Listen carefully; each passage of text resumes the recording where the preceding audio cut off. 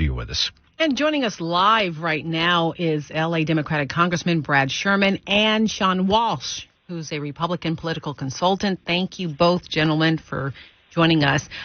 Let's start with Mr. Sherman. Your reaction to the news today, the unprecedented news that Donald Trump is facing yet another indictment, his third so far? It's unprecedented, but it's not surprising. We've known that this investigation was going forward. We saw many things that Trump did to try to prevent the peaceful transition of power. And it's not surprising that this indictment has come down. I was there in the Capitol when we saw thousands of people trying to prevent and believing that Donald Trump told them to do so, the certification of the election. What's interesting is that Californians, for the first time in a long time, will be able to affect who the next president is, because at least California Republicans will have a primary this March. And let's get a Republican political consultant on with us, Sean Walsh. Sean, your take on this latest indictment, this obviously, is this going to upend the campaign for the Republican nomination? Or, as I kind of speculated with Charles and Karen earlier, is this a slow drip?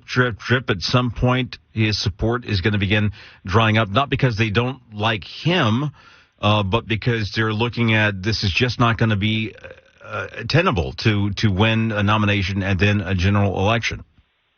Well, I think that's part of it. I think at some juncture, Republican donors are going to get a little tired of paying his legal bills. I mean, yesterday it was reported there was $40 million of campaign contributions that went into his legal bills.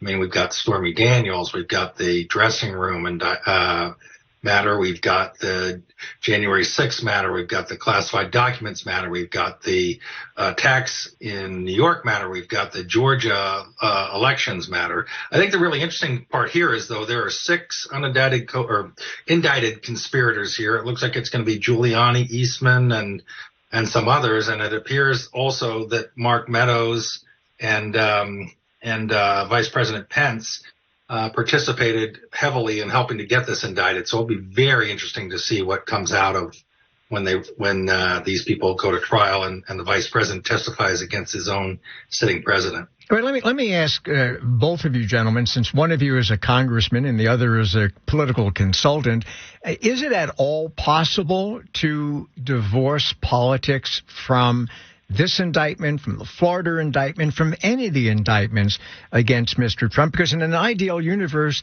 you might be able to, but in the world in which we live, you can't. So how do you convince those people who do support Mr. Trump, and there are many Americans who do, that this isn't, as Mr. Trump puts it, a political vendetta? Sean, why don't you take it first, and then you, Congressman Sherman. Sean? Well, unfortunately, for a fair amount of, and a very sizable amount of Republicans, they do buy the Trump thing that there is a witch hunt and a vendetta.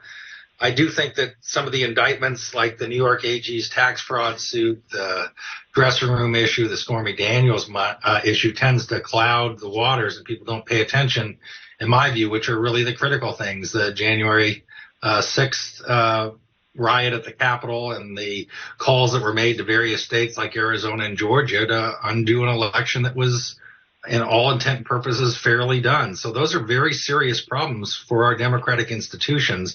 And I hate to see the water muddied. I just hope that Republicans do start to peel off for the president here, because it is really, having Trump and Biden back together again in an election is just terrible for our country. And President Trump is really a problem for our party. We have to cast him aside. We got some good candidates out there and put them forward. Congressman Sherman? It's true that a lot of Democrats hate Donald Trump, but that doesn't mean he's innocent.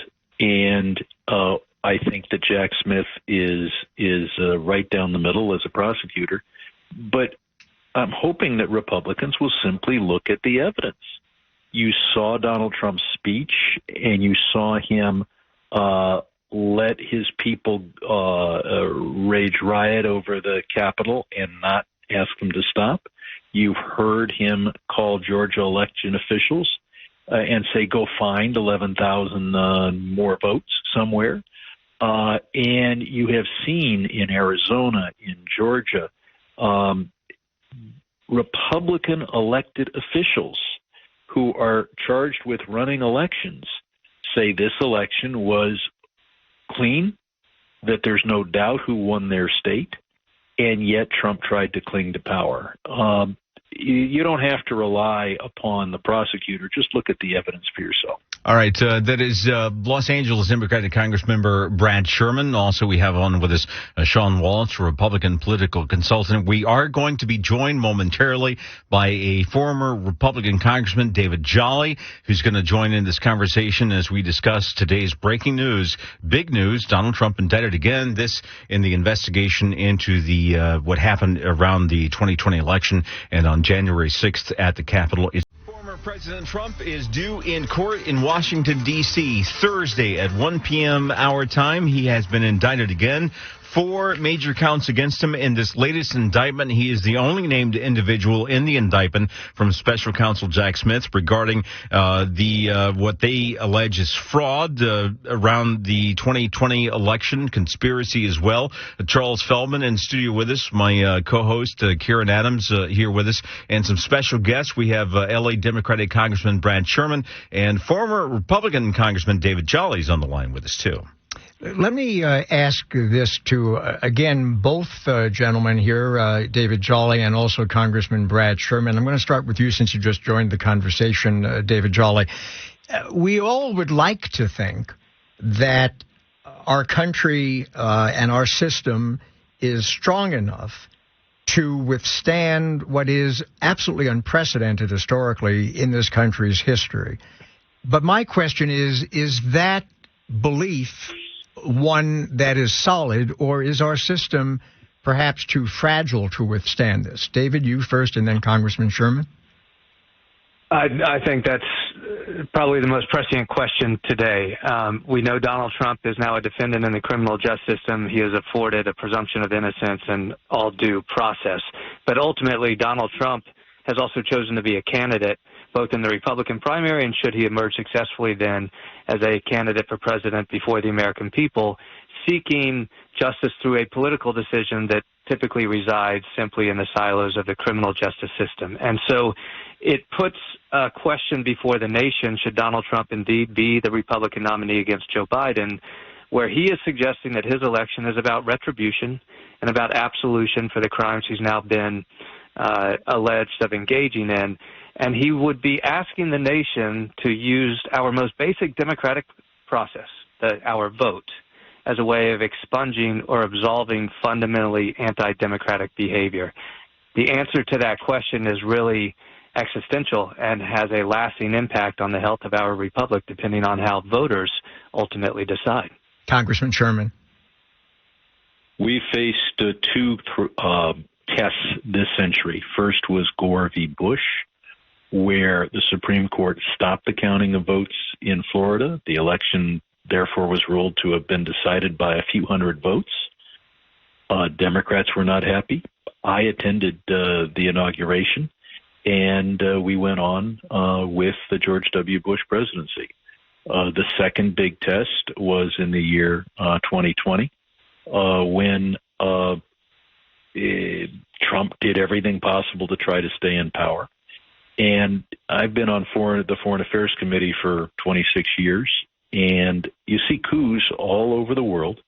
Most coup attempts are unsuccessful, and some of them, many of them, are amateurish. And I think that we saw an amateurish and unsuccessful coup attempt in 2020 by then-President Donald Trump. We're going to perhaps face a third test next year. I think that our institutions are weaker now than they were certainly in the year 2000. We are more divided now than we were then. And I have confidence in our institutions, but this is going to be a hell of a problem. David, at some point, do some of the major Republican donors, the guys who really, really fund these campaigns, step up, get together along with some of the major power brokers inside the Republican Party and the RNC? Do they go to Mr. Trump and they say, look, you can't run for president. get out of the race. We will pay all of your legal bills, and hopefully we get a Republican candidate who can beat Joe Biden, and that Republican candidate will get in there. They'll take care of you. Does Donald Trump step aside if he's given that offer? So much in that question. I can write a movie. We have not seen that moment where Donald Trump puts the national interest ahead of his own personal ambition and vanity. So I would presume on that judgment alone they would not. But we also have not seen the Republican donor class nor Republican leaders ever succeed in taking on Donald Trump, even if they personally have the conviction. And so I think we also do today have to look closely, and perhaps we each get to pass political judgment on how Republican leaders, Republican candidates for president, and Republican donors frame the current charges against Donald Trump, because thus far we have seen everyone continue to fall in line out of partisan loyalty or their own interests. So if you're Ron DeSantis, Mike Pence, Tim Scott, Nikki Haley, not only are they already saying he shouldn't have been charged, but they're also beginning to say, if I'm elected president, I will absolve Donald Trump and pardon him. I do think we'll see that from the donor class as well, but for the caveat you mentioned that they do want to win. And since 2018, what we've seen is Donald Trump's message in a general election is a losing message. And now that he is facing indictment for trying to undermine our republic, it becomes a harder general election message. But it continues to mobilize and catalyze Republican voters in his favor. Republicans are in a hard spot today. Yeah, let me turn the question around for Brad Sherman, our Democratic guest today. Brad, thinking counterintuitively, that this, in some views, makes it harder for Donald Trump to win the general election being under this much of a legal cloud. Are there some Democrats who say, no, we want Donald Trump to be the Republican nominee? I think Donald Trump is good for the Democratic Party, but he's terrible for the country, and that comes first. But yes, he would be the easiest of the Republican candidates to beat. But I hope Republicans realize that. I would rather face a unindicted Republican who might win than face a Donald Trump under 4 indictments, and God knows what happens if he wins. Congressman, let me ask you this, because you're a Democrat first, and then I'll go over to David Jolly. One can make, I think, a very strong argument that this whole episode going back for the past few years has been a severe wound to the heart of American democracy in many ways. And regardless of what happens with these trials, regardless of whether or not Donald Trump does or doesn't become the party nominee of the Republicans, regardless of whether or not he takes the White House, you still had 72 some odd million Americans vote for the man. How do you heal that wound? And can you? I think we're going to be more divided this century than we were last century. We had plenty to argue about last century, like the Vietnam War. But one of the problems is just the division in media. KNX is one of the few outlets people can turn to get a balanced view on both sides. But your cable TV shows and then everything on your phone is slanted one way or the other on opinion. And your phone and your choice of cable television news stations tends to mirror what you already believe. Your phone is programmed to show you the stories, the opinion pieces that you already agree with. So I think it's going to be tough this century to deal with the arguments that we have. David Jolly. Yeah, I think we have to consider the evolution of the Republican Party in the last 10 to 20 years, and particularly accelerating under Donald Trump as in part a cultural and sociological movement. Donald Trump has run on this narrative that for part of the country, your way of life is being taken away from you. And we can unpack, is there xenophobia in that? Is there racism in that? Is there economic populism in there? However you see that is fine. But that divide, once you believe that your neighbor is not your neighbor, you're coming for me, I need to protect myself, and in Donald Trump you have one saying, I'm going to Washington to fight for you and protect your way of life, the cultural and sociological movement within today's Republican Party suggests what Congressman Sherman is saying, that we've got some harder days ahead of us before reconciliation. All right. And in the interest of giving you as fair of coverage of this as is possible, I'm going to read to you now the statement coming in from the Trump campaign. Quote, "This is nothing more than the latest corrupt chapter in the continued pathetic attempt by the Biden crime family and their weaponized Department of Justice to interfere with the 2024 presidential election, in which President Trump is the undisputed frontrunner and leading by substantial margins. But why did they wait 2.5 years to bring these fake charges right in the middle of President Trump's winning campaign for 2024?